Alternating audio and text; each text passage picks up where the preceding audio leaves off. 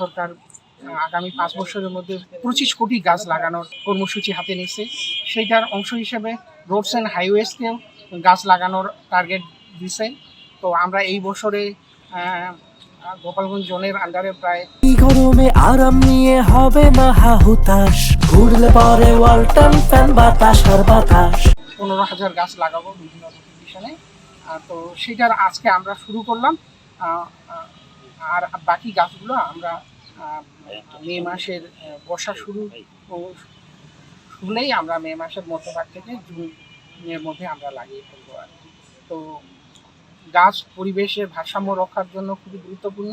সরকার এই জন্য এটাতে গুরুত্ব দিচ্ছেন এবং আমরাও সরকারের এই টার্গেট এবং গ্রুপের সঙ্গে একাত্মতা করে আমরা আমাদের গাছ লাগানোর কর্মসূচি সফলভাবে শেষ করার চেষ্টা করব। তো আজকে এইটা শুরু হলো, আপনারা দোয়া করবেন, আমাদেরকে সহযোগিতা করবেন যেন আমরা আমাদের টার্গেটটা অ্যাচিভ করতে পারি এবং আমরা এই লক্ষ্যে সর্বাত্মকভাবে কাজ করি।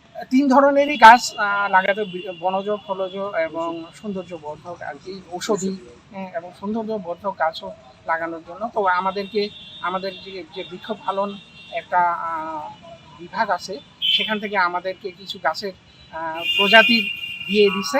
এই প্রজাতির গাছগুলো আমরা লাগাবো আর কি, প্রায় 15-20টার মতো প্রজাতি দিচ্ছে। এগুলো যেখানে সুইটেবল হবে সেই জায়গাগুলোতে আমরা লাগাবো। যেমন ডিভাইডারগুলোতে, রাস্তা ডিভাইডারগুলোতে আমরা ফুল এবং সৌন্দর্য বর্ধক গাছ লাগাবো।